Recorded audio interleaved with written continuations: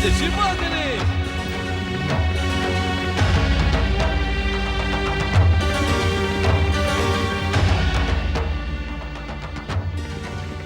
दुष्ट अत्याचारी युवकों, एक सोते मनुष्य पर घात लगाकर वार करना चाहते हो। यदि परमदेव श्री मांगलेश की इच्छा से मैंने देखा ना होता तो ये बेचारा तो अब तक यमलोक पहुंच गया होता। परंतु अब तुम दोनों को मेरे हाथों से यमलोक पहुंचना है।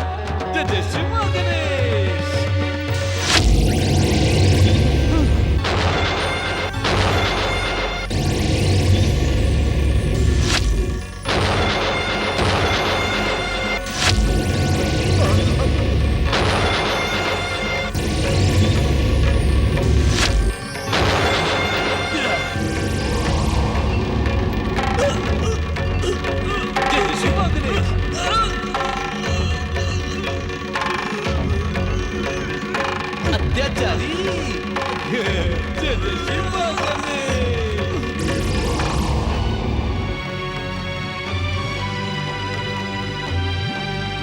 जय श्री मां गणेश। जय जय श्री मां गणेश। जय जय श्री मां गणेश। जय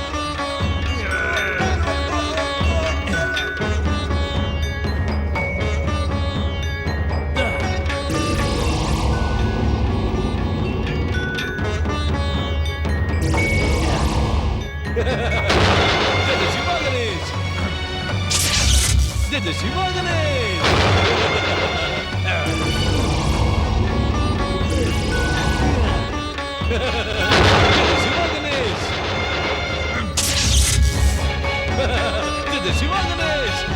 क्षमा कर दीजिए साधु महाराज, हमें क्षमा कर दीजिए, हमसे बड़ी भूल हो गई। हम ऐसा पाप कभी नहीं करेंगे, हम पर दया करें। नहीं, तुम दोनों मेरी दया और क्षमा के योग्य ही नहीं हो। इस भयानक भूल का दंड तो तुम्हें भोगना ही होगा।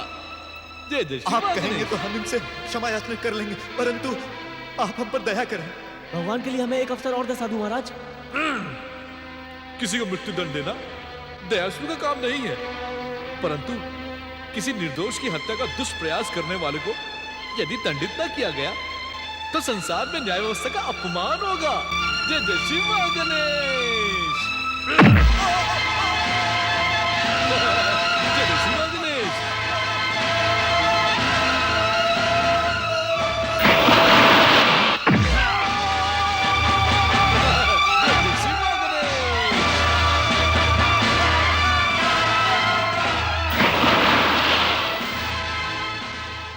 मेरे जीवन की रक्षा करने वाले जीवन रक्षक, आपको किन शब्दों में धन्यवाद दूं मैं? आपकी कृपा के सामने तो धन्यवाद का हर शब्द बहुत छोटा है। युवक, ये दोनों कौन थे और तुम्हें क्यों मारना चाहते थे?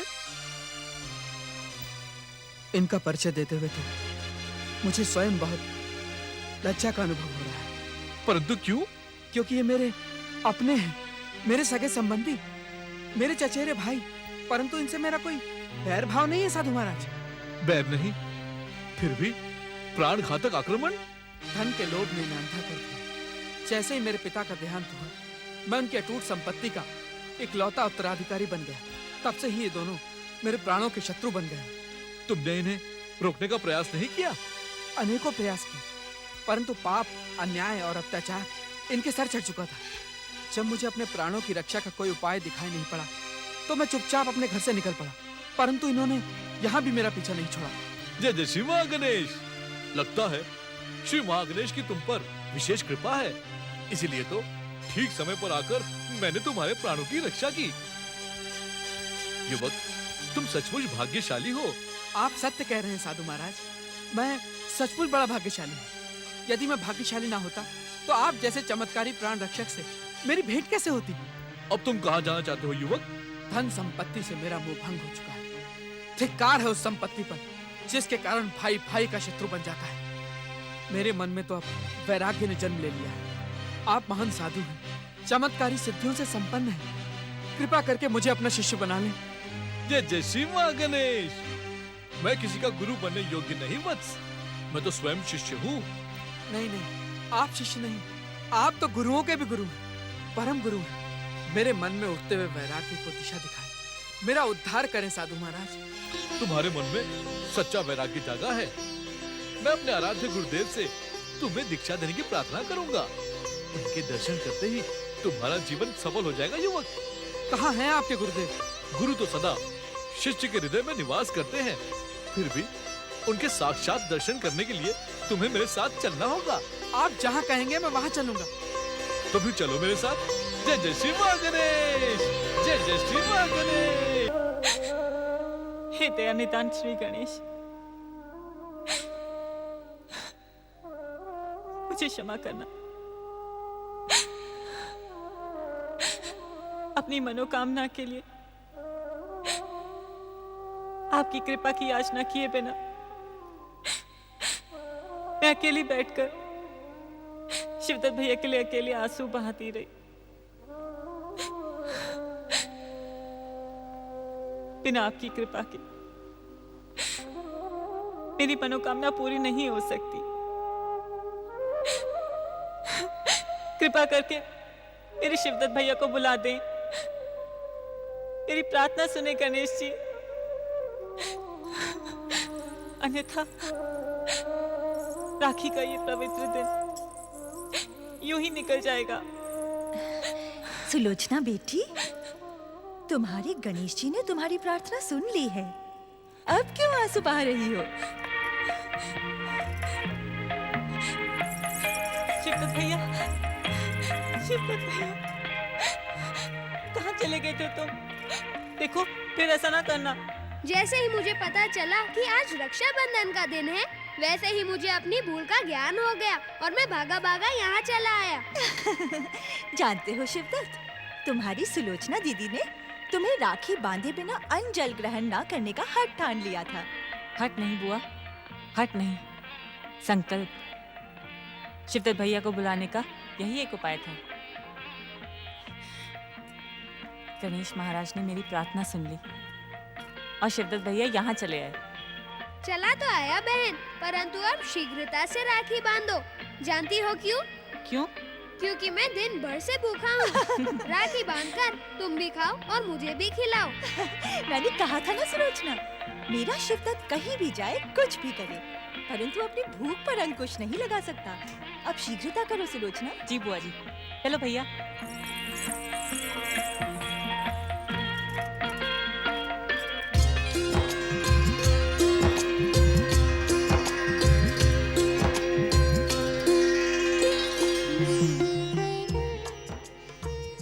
रक्षाबंधन के पावन दिन भाई को बहन की रक्षा का वचन देने के साथ कुछ उपहार भी देना चाहिए। क्यों प्रेम माई? हाँ वत्स, बहन को उपहार देना भाई का कर्तव्य ही नहीं, इस पर्व की परंपरा भी है। तो मुझे कर्तव्य और परंपरा का पालन करना ही होगा। उपहार की क्या आवश्यकता? उपहार से अधिक तुमने हम पर बहुत उपकार किए हैं। तुम मार्ग न दिखाते तो हम प्रेमा बहन तक कैसे पहुंचते? मैंने कुछ नहीं किया बाबा, करने वाले तो परम देव श्री महागणेश हैं। हम सब उन्हीं की इच्छा से गति पाते हैं। परंतु बेटा, मुझे क्षमा करो भगीरथ बाबा, मैं आप दोनों से एक निवेदन करना चाहता हूँ। हाँ हाँ कहो। भाई बहन के बीच में आप दोनों कुछ ना कहें। अच्छा ठीक है भाई, हम नहीं पड़ेंगे भाई बहन के बीच में।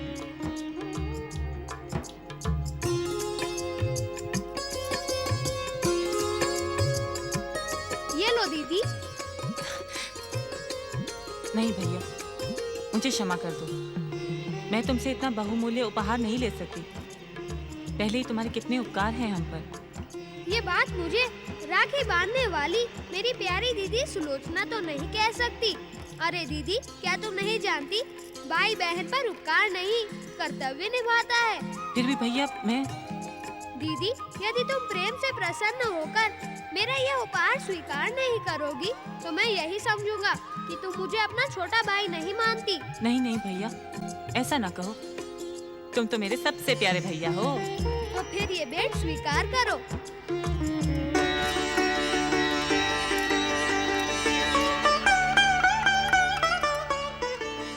अपने भाई की इस भेंट को सदा अपने पास रखना। इसके रहते तुम पर कोई संकट नहीं आएगा। परमदेव श्री महागणेश की कृपा सदा तुम्हारे साथ रहेगी। अब मेरे साथ बोलो, जय जय श्री महागणेश। जय जय श्री महागणेश। प्रेमा बहन जी, आपको मालूम है शिवदत्त ने हमें क्या वचन दिया है? क्या? शिवदत्त ने कहा था कि सुलोचना का ब्याह होने तक वो यहाँ से कहीं नहीं जाएगा। इस समय कुछ न कहना दीदी, विवाह की बात को परमदेव श्री महागणेश की इच्छा पर छोड़ दो। जो भी तुम चाहोगी वह उन्हें करना ही होगा। क्यों भगीरथ बाबा? सच कहूँ बेटा, कहो ना बाबा। तुम जब बोलते हो तो ऐसा लगता है जैसे साक्षात मेरे आराध्य श्री गणेश बोल रहे हो। ये तुम्हारे मन की सच्ची भक्ति भावना है भगीरथ भैया, जो हर एक में अपने आराध्य को ढूंढती रहती है। माता, आपके बनाए हुए मोदकों का स्वाद दिन प्रतिदिन उत्तम से उत्तम होता जा रहा है। मैं सोचता हूँ कि कैलाश पहुँचने पर यदि ऐसे स्वादिष्ट मोदक नहीं मिलेंगे तो क्या होगा? गौरीपुत्र, क्या तुम कैलाश जाने की बात सोच रहे हो? नहीं माता, बहुत कठिन लौटने तक मैं कहीं जाना नहीं चाहता, परंतु रह रहकर माता पार्वती का ध्यान आता है। मैंने शीघ्र लौटकर आने के लिए उन्हें वचन दिया है। वे मुझ पर अवश्य ही रुष्ट होंगी। इस बार तो हो सकता है कि वे मुझे मयूरेश्वर के समान श्रृंखलाओं से बांधकर दंडित करें। नहीं नहीं पुत्र, ऐसी स्थिति नहीं आएगी।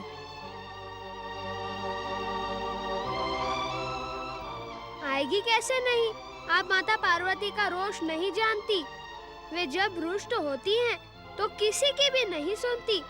इस बार तो मुझे उनके रोष को शांत करना बहुत कठिन दिखाई पड़ता है। तो माता पार्वती की बिल्कुल चिंता ना करो, मैं स्वयं तुम्हारे साथ कैलाश चलकर माता पार्वती को समझाऊंगी। इस जीवन में धैर्य और धीरज रखना सबसे बड़ी उपलब्धि है।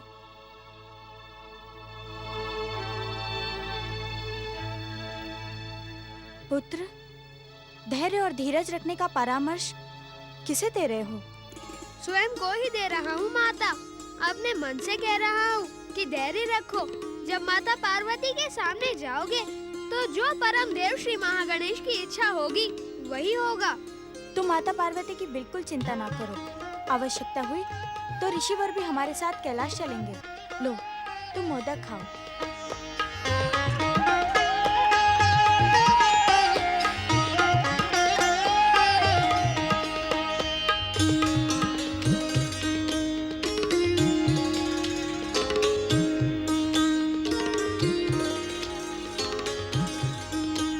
अरे, मोदक तो समाप्त हो गए माता। तुम अभी भी भूखे हो ना? मैं तुम्हारे लिए और मोदक लाती हूँ। नहीं माता, मैं तो तृप्त हो गया। अब आप कुटिया के भीतर जाकर कश्यप ऋषि के लिए भोजन बनाए। तो अब तुम्हें ऋषिवर के भोजन की भी चिंता होने लगी। मैंने मोदक बनाने से पहले ही उनका भोजन बना लिया था। तुम चिंता ना करो, मुझसे मीठी मीठी बातें करो।